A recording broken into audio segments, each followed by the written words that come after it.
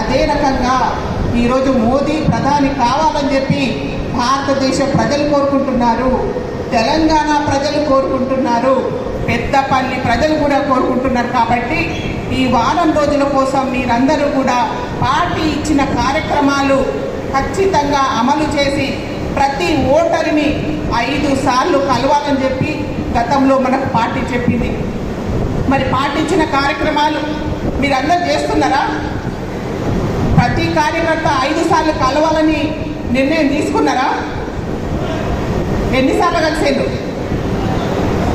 అంటే ఎట్లా కలవాలంటే ఇప్పుడు మనకు వచ్చింది ఇంకా వారం రోజుల సమయంలో ఆ ఓటర్ మనం చూడంగానే వద్దు మీరు రాకండి, నేను ఖచ్చితంగా మోడీకే ఓటేస్తామనే రకంగా మీకు దండం పెడతాం, మీరు వచ్చినా రాకున్నా మేము మోడీకే ఓటేస్తాం అనే రకంగా మనం వాళ్ళని కలుస్తూనే ఉండాలి.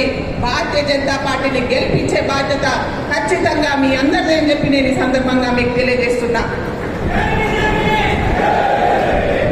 మరి మంచిర్యాల మరి ఇప్పుడు వాస్తవంగా స్పీచ్లు ఇచ్చే టైం కాదు. మోడీ ఎలాంటి నాయకుడు, 10 ఏళ్ళు ఏం చేసిండు వీళ్ళందరికీ తెలుసు. నేను ఎక్కువ స్పీచ్ ఇవ్వను. మనం మాటలు తగ్గించి పని ఎక్కువ చేయాల్సిన సమయము ఇప్పటికే కాలాతీతమైంది. కాబట్టి ఇక్కడ ఉన్న ఈ మంచిర్యాల అసెంబ్లీకి సంబంధించిన ఎందరూ మండలాధ్యక్షులు వచ్చింది ఒకసారి లేవండి. 4 మాత్రం